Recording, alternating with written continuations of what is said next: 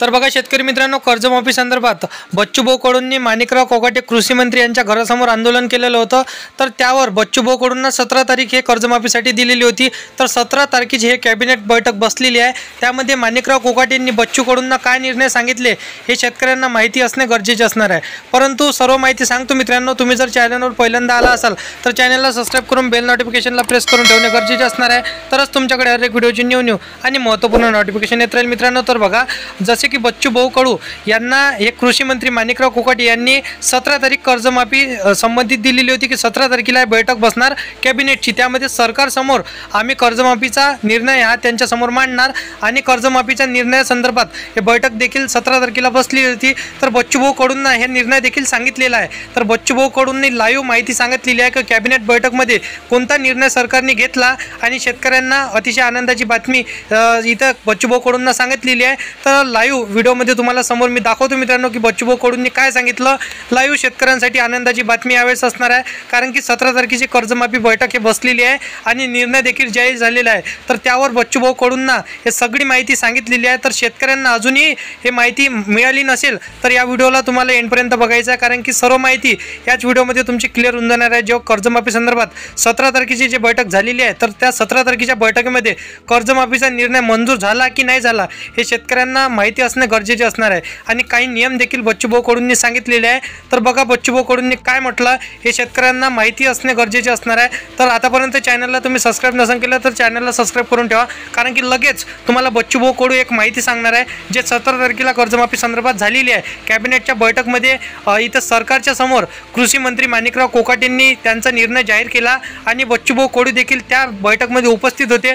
जसे की देवेंद्र फडणवीस उपमुख्यमंत्री आणि मुख्यमंत्री अजित पवार, एकनाथ शिंदे, तर सर्व मंत्री आणि कृषी मंत्री माणिकराव कोकाटे हे देखील त्या बैठकीमध्ये सामील होते। तर त्यांच्या समोर सर्व सरकारच्या समोर अशी बैठक झालेली आहे। तर बघा लगेच बच्चूभाऊ कडूंनी शेतकऱ्यांना कोणती आनंदाची बातमी सांगितलेली आहे मित्रांनो। आता माणिकरावच्या ज्या 3 मुद्द्यावर बैठकी झाल्या, एकतर कर्जमाफीचा विषय होता, पेरणी ते कापणीपर्यंत सगळे कामं MRGSमध्ये त्याची एक समिती त्यांनी गठीत केली आणि 6 महिन्यात रिपोर्ट देऊन केंद्र सरकारला तो प्रस्ताव पाठवला जाईल, जेणेकरून उत्पादन खर्च कमी करण्याची ताकद आमच्या मागणीमध्ये आहे। त्याची एक प्राथमिक तयारी आता प्राथमिकता आलेली आहे। दुसरं आम्ही सांगितलं की मी त्यांना प्रश्न विचारला आणि सरकारला मी एक प्रश्न केलेला आहे का जर रासायनिक खताले सबसिडी देता तर शेणखताले सबसिडी का देत नाही याचं उत्तर पाहिजे। मागणी नाही आहे आमची काही, रासायनिकला देता तर शेणखताले का देत नाही ते पण त्यांनी मान्य केलं का त्याचं उत्तर आम्ही देऊ। आणि दुसरं कर्जमाफीचं ते बोलले का सरकार कर्जमाफीच्या तयारीत आहे, कर्जमाफी देऊ, परंतु कधी देणार ते म्हणतात मी सांगत नाही, कॅबिनेटपर्यंत प्रस्ताव आणण्याचा प्रयत्न माझ्याकडून केला जाईल। त्याच्यामुळं कर्जमाफीबद्दल आमचं समाधान नाही। आमचं आंदोलन 28 तारखेला आम्ही घोषित करणार आहोत। पहिला कोणत्या मंत्र्याच्या गाडीचा हवा सोडायची आणि मग येणाऱ्या काळामध्ये रेल रोकोपर्यंत पूर्ण महाराष्ट्रभर कसं आंदोलन करायचं याच्या तारखा आणि हे निश्चित आम्ही 28-29ला करू। सह्याद्रीवरती तुमची पद्धतीने तुम्ही सांगताय की 28-29 तारखेला होईल, पण बाकीच्या मागण्या पूर्ण झाल्या आहेत का की त्या पण मागण्या राहिलेल्या आहेत? नाही, ते आता या फक्त आता संपूर्ण कर्जमाफी हा मुळात मुद्दा आमचा नव्हता, हा देवेंद्रजीचा मुद्दा आहे आणि त्यांनी 10 डाव सांगितलं। आता आम्ही ऐका प्रत्येक गावामध्ये देवेंद्रजीचं भाषण प्रत्येक वट्या चव्हाट्यावर आम्ही लावणार आहोत।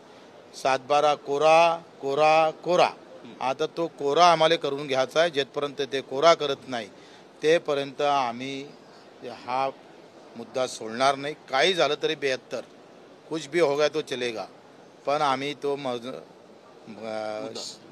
देवेंद्रजीचा शब्द ते जरी पूर्ण करत नसेल तर आम्ही ते पूर्ण करून घेतल्याशिवाय त्यांना क्या हुआ तेरा वादा ही आठवण करून द्याल तुम्ही? बिल्कुल बिल्कुल, उनका वादा से वो दूर जा रहे हैं, उनको याद करके देंगे। दुसरीकडे असं देखील म्हटलं जात आहे की जो मॅनिफेस्टो आहे तो 5 वर्षाचा खरं तर मॅनिफेस्टो असतो, त्यामुळे आम्ही टप्प्याटप्प्याने या सगळ्या गोष्टी करणार आहोत। नाही, याचे पण 2100 रुपये तो देखील केला जाईल असं देखील सांगितलं। नाही, असं लबाड बोलून चालत नाही। त्यांनी सांगितलं होतं भाषणामध्ये, असं सांगितलं का आल्या आल्या 7-12 कोरा होईल।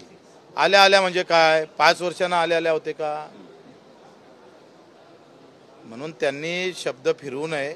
लागन तर मुहूर्त काढा, चांगल्या ब्राह्मणाले भटाले बोलावा, पण तारीख आम्हाला द्या। बच्चू भाऊ, तुमची सह्याद्रीवरती या अनुषंगानेच बैठक झाली होती, दिव्यांगांच्या प्रश्नासंदर्भात बैठक झाली होती.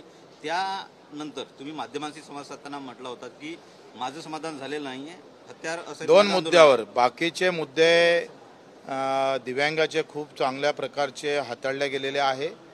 त्याचे कदाचित GR या 5-6 दिवसात निघेल. परंतु आमचा दिव्यांगाच्या मानधन वाढीच्या बाबतीत असू दे, कर्जमाफीच्या बाबतीत असू दे, ह्या 2 मुद्दे आमचे महत्त्वाचे होते. त्याच्यावर समाधान झालं नाही. 19 मुद्द्यावर जरी सरकार सकारात्मक असलं दिव्यांगाच्या बाबतीत, पण त्या मागणीमधला खरा आत्मा जो आहे तो मानधन वाढीचा आहे आणि कर्जमाफीचा आहे. तो आम्ही पूर्ण केल्याशिवाय राहणार नाही. 2 बैठकीत तुम्ही असमाधानी आहात, आता परत काहीतरी कर्जमाफीवरून तुम्ही आक्रमक व्हाल का? लाडक्या बहिणीचा याचा काही संबंध नाही आहे. 7 लाख कोटीच्या बजेटमध्ये 45-40 हजार कोटी जातं आणि कर्जमाफीले 35 ते 40 हजार कोटी लागतं. त्यानं फार मोठा विषय नाही आहे.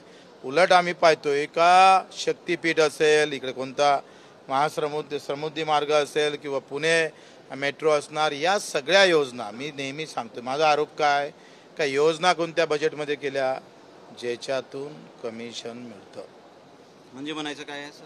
तेच मी म्हणतोय. आता अधिक काय स्पष्ट म्हणू? कमिशन म्हणजे अर्थ काय? म्हणजे अशा योजना आहे ज्या लाखो करोडाच्या योजना केल्या, ज्याच्या सरकारच्या म्हणजे सामान्य लोकांच्या भल्यापेक्षा सरकारमधल्या लोकांचं भलं जास्त होते. अशा योजना बजेटमध्ये आलेल्या आहे. पक्ष मजबूतीच्या योजना आहे. त्याच्यामुळं सरकारचा लोकांचं काय भलं होईल नंतरची गोष्ट आहे. कारण कर्जमाफीमुळे काय होतंय का डायरेक्ट शेतकऱ्याच्या खात्यात जातं, नो कमिशन, काही संबंधच येत नाही. त्याच्यानं अशा योजना ते बाजूने ठेवतात. म्हणजे याकरिताच टोलवाटोलवी होते शासनाकडे? बिलकुल. माझं म्हणणं तेच आहे का जिसमें है दम उसमें है कमिशन. महाविकास आघाडीचे नेते देखील हेच म्हणतात की कमिशन खोरी करणारं आणि दादानी म्हणजे ठाकरेंच्या पक्षाने देखील हाच उद्योग वारंवार करतात. आता तुम्ही त्यांची भाषा बोलू लागला. नाही, मी माझीच भाषा त्यांना बोलली. मी सगळ्यात अगोदर बोललो होतो. त्यांना तुम्ही विचारा का हे बच्चू कडूचं रिपीट तुम्ही कसं करता? बच्चू भाऊ, आता 2 बैठका झाल्या, 2 बैठका झाल्या की टायरची हवा कोणाची काढणार, कोणाची काढणार ते सांगा. काढणार ते आता आमची बैठक आहे 28ला.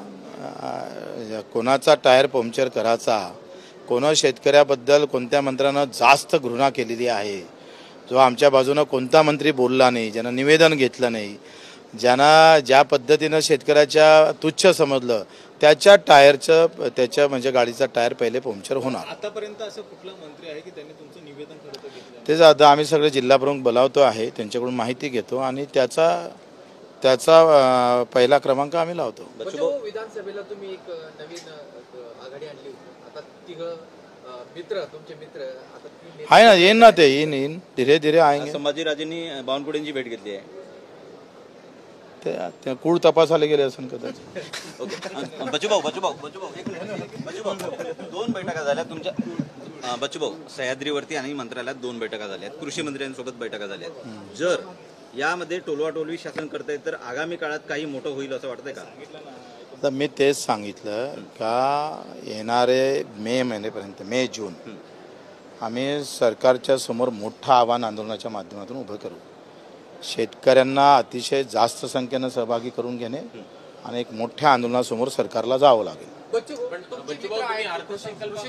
मित्र आहे, तुम्ही त्यांना सल्ला दिला का शेतकऱ्यांसंदर्भात बोलताना थोडं सांभाळून बोला, काही सल्ला वगैरे दिला की तुम्ही मीटिंग मध्ये? बोलताय त्यांनी बोलणं तेवढं सांभाळलं म्हणजे मन चांगलं आहे, पण तोंड थोडंसं सांभाळलं तर जमून जाईल.